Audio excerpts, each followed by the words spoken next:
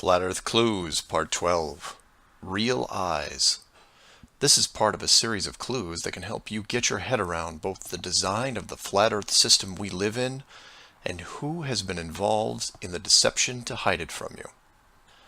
This clue covers an enclosed system feature, which for me at first seemed like just a necessary aspect of the process. That being what we perceive with our own eyes, because for many, that's the validation we need. Can seeing things with our eyes really be trusted, though? The more I looked into it, the more it became apparent that they cannot.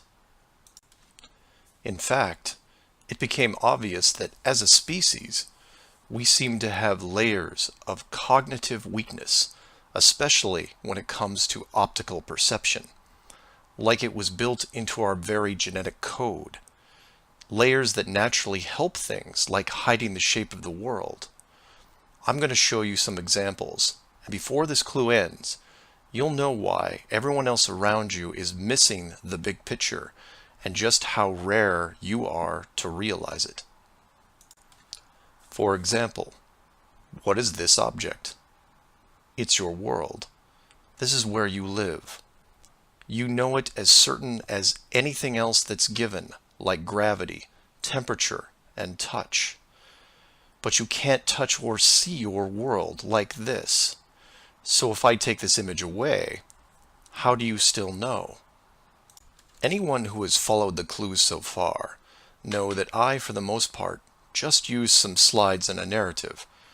But some of the best optical examples are moving illusions. So for better or worse, I'll be including small sections of video into this clue to help drive home the point.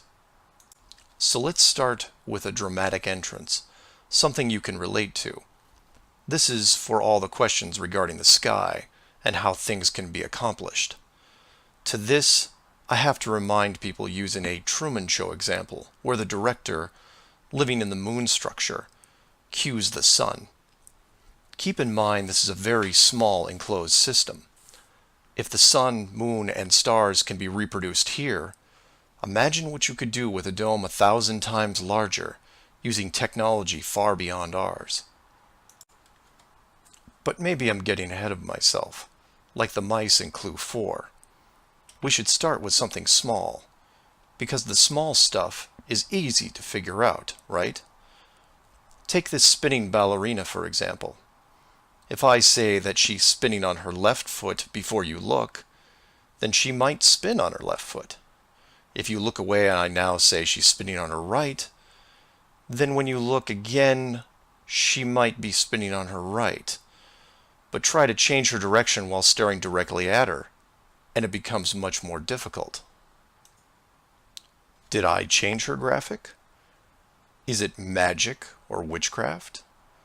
Not at all. How the girl is animated gives your mind the choice of how she's spinning. You just need a starting point. So you say, well, that's an animation, just a clever trick. So I show you this still picture of a match and its shadow against the wall. Notice anything missing? Like the shadow of the flame itself? Your mind wants it to be there, but it isn't. Everything casts a shadow, right? Your eyes want the image to include the flame's shadow, even though logic tells you the pure light source can't have one.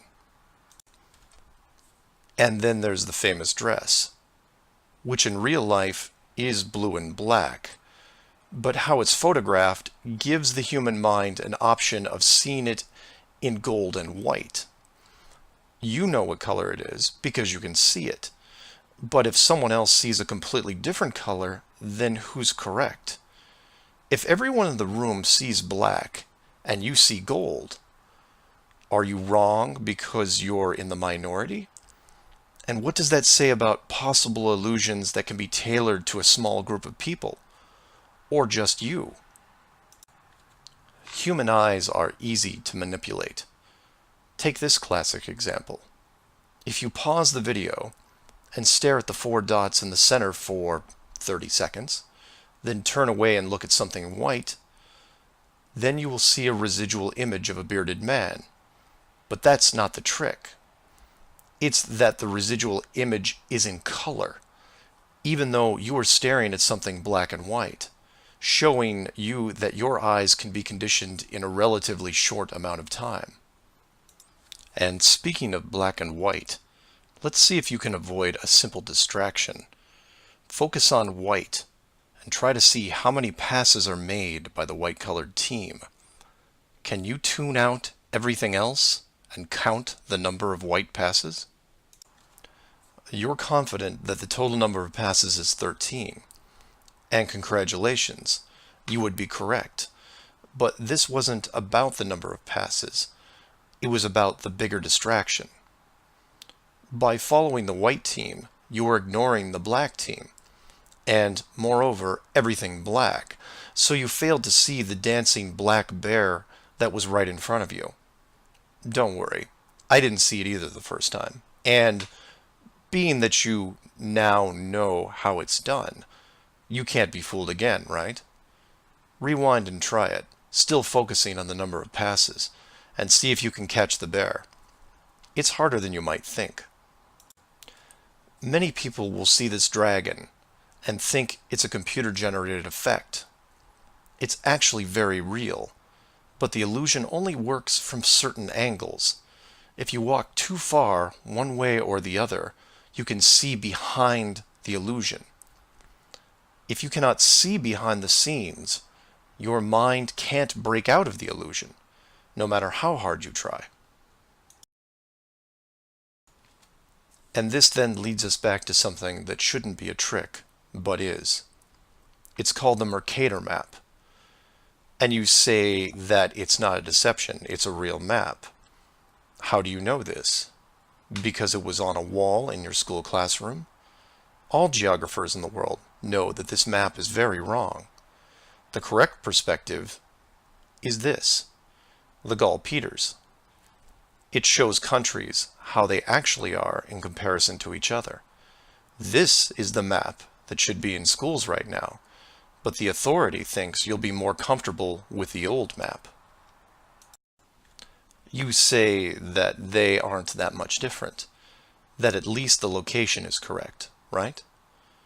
Take a look at the size of Europe and where Germany is. Wait.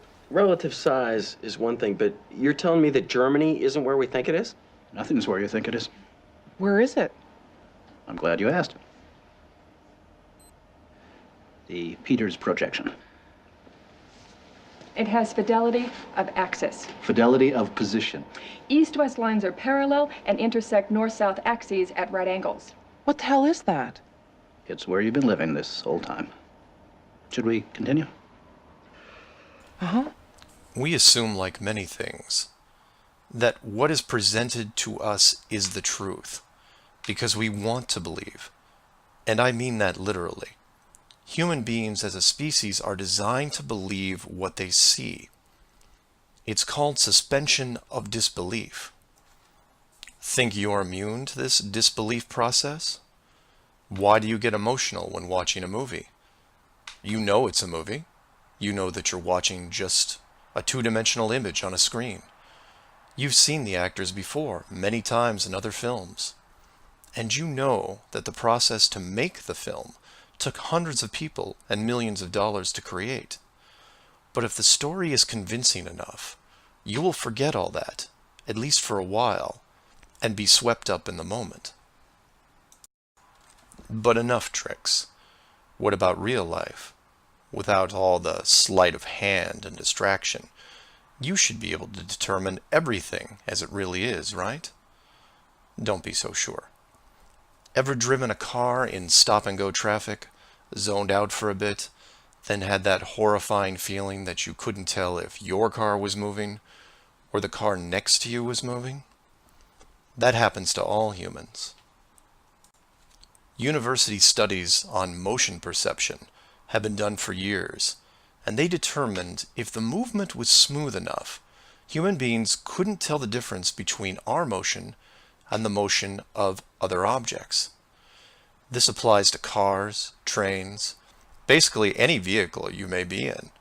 maybe even one as large as the world itself. To be clear, you can't really tell if your car or train is moving. No one can. It's an assumption. So now tell me that you can feel your world spinning at 1,000 miles an hour and rushing around the sun at 60 times that speed. Your world isn't spinning or moving forward, only the sky is. And even that isn't real. The stars spin, the moon circles, as does the sun, all of it built with great craft and precision to create the illusion that you are isolated in a vast universe to fend for yourself, which is not the case. Or, in short, we were designed to believe, to accept the illusions as reality, so that an enclosed system could be built around us, and we could live in it without the burden of confinement. And for those of you who still haven't used their real eyes yet, here's one more trick. See if you can solve it.